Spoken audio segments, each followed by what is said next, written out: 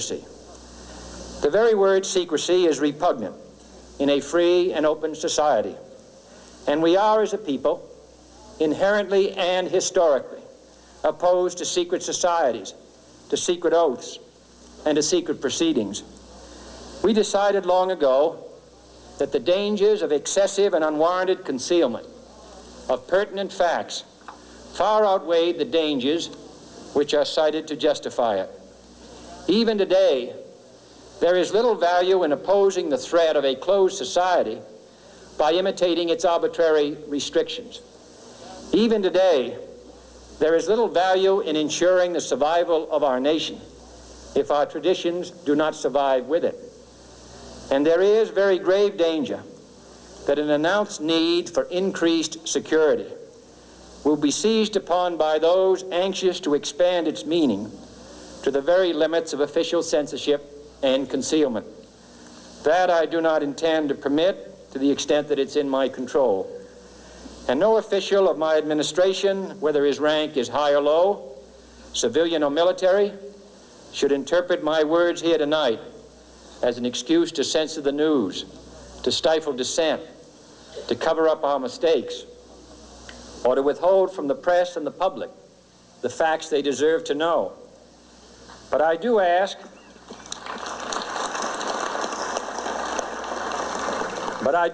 every publisher, every editor, and every newsman in the nation to re-examine his own standards and to recognize the nature of our country's peril. In time of war, the government and the press have customarily joined in an effort based largely on self-discipline to prevent unauthorized disclosures to the enemy. In times of clear and present danger, the courts have held that even the privileged rights of the First Amendment must yield to the public's need for national security. Today, no war has been declared, and however fierce the struggle may be, it may never be declared in the traditional fashion. Our way of life is under attack.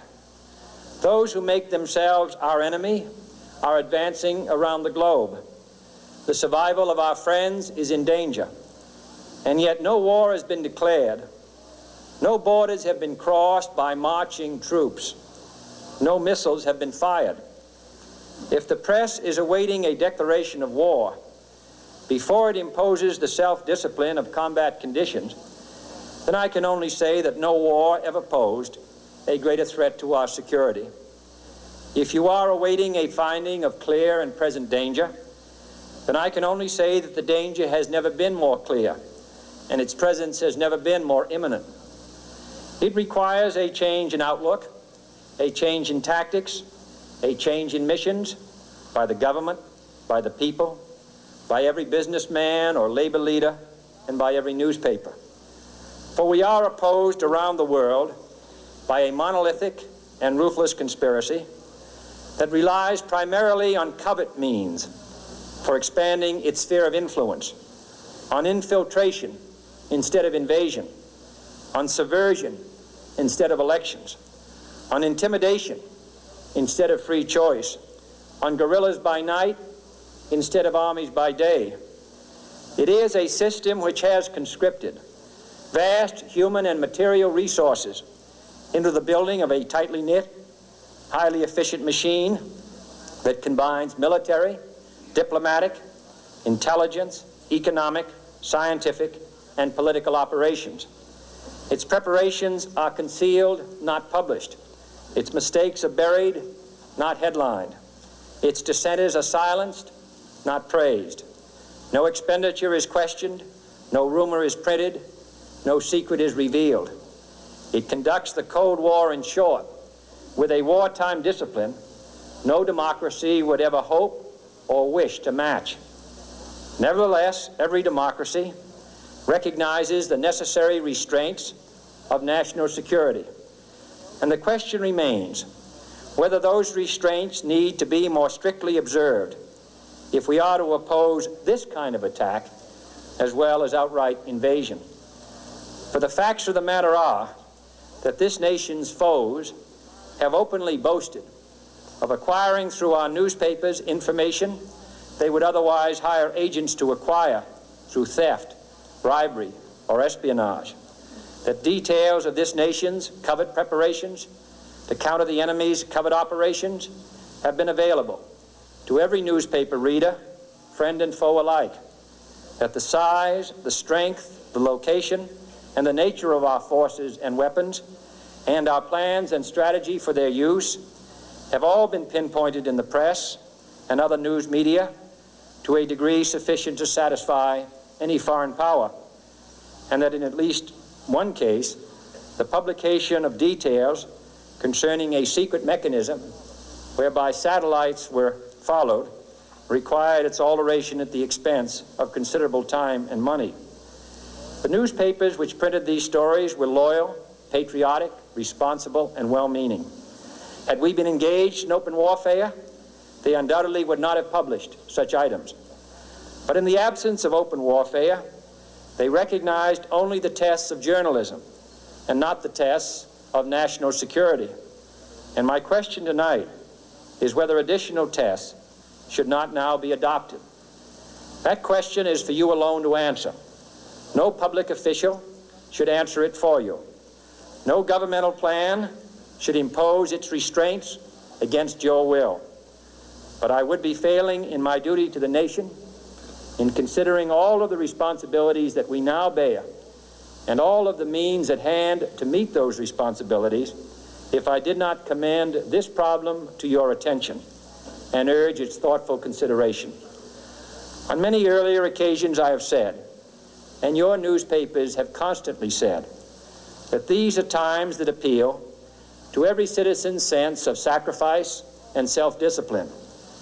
They call out to every citizen to weigh his rights and comforts against his obligations to the common good.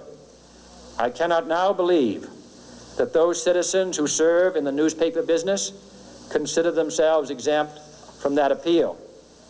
I have no intention of establishing a new Office of War Information to govern the flow of news.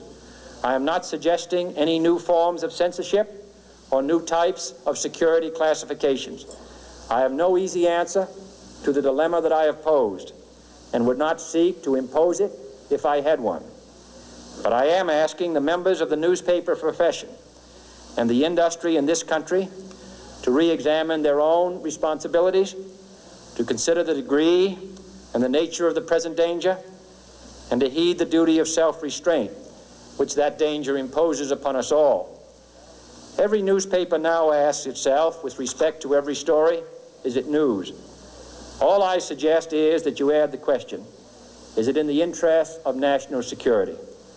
And I hope that every group in America, unions and businessmen and public officials at every level, will ask the same question of their endeavors and subject their actions to this same exacting test. And should the press of America consider and recommend the voluntary assumption of specific new steps or machinery, I can assure you that we will cooperate wholeheartedly with those recommendations. Perhaps there will be no recommendations. Perhaps there is no answer to the dilemma faced by a free and open society in a cold and secret war. In times of peace, any discussion of this subject and any action that results are both painful and without precedent. But this is a time of peace and peril which knows no precedent in history. It is the unprecedented nature of this challenge that also gives rise to your second obligation, an obligation which I share, and that is our obligation to inform and alert the American people, to make certain that they possess all the facts that they need and understand them as well, the perils, the prospects, the purposes of our program, and the choices that we face.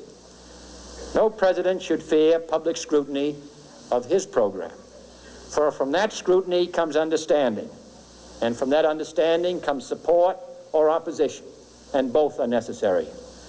I am not asking your newspapers to support an administration, but I am asking your help in the tremendous task of informing and alerting the American people.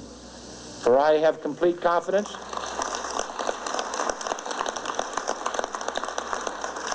in the response and dedication of our citizens, whenever they are fully informed. I not only could not stifle controversy among your readers, I welcome it. This administration intends to be candid about its errors. For as a wise man once said, an error doesn't become a mistake until you refuse to correct it. We intend to accept full responsibility for our errors, and we expect you to point them out when we miss them. Without debate, without criticism, no administration and no country can succeed, and no republic can survive. That is why the Athenian lawmaker Solon decreed it a crime for any citizen to shrink from controversy. And that is why our press was protected by the First Amendment, the only business in America specifically protected by the Constitution, not primarily to amuse and entertain, not to emphasize the trivial and the sentimental, not to simply give the public what it wants, but to inform, to arouse, to reflect, to state our dangers and our opportunities, to indicate our crises and our choices, to lead, mold, educate, and sometimes even anger public opinion. This means greater coverage and analysis of international news, for it is no longer far away and foreign, but close at hand and local. It means greater attention to improved understanding of the news, as well as improved transmission. And it means, finally, that government at all levels must meet its obligation to provide you with the fullest possible information outside the narrowest limits of national security, and we intend to do it. It was early in the 17th century that Francis Bacon remarked on three recent inventions already transforming the world: the compass, gunpowder, and the printing press. Now the links between the nations, first forged by the compass, have made us all citizens of the world, the hopes and threats of one becoming the hopes and threats of us all. In that one world's effort to live together, the evolution of gunpowder to its ultimate limit has warned mankind of the terrible consequences of failure. And so it is to the printing press, to the recorder of man's deeds, the keeper of his conscience, the courier of his news, that we look for strength and assistance, confident that with your help, man will be what he was born to be, free and independent.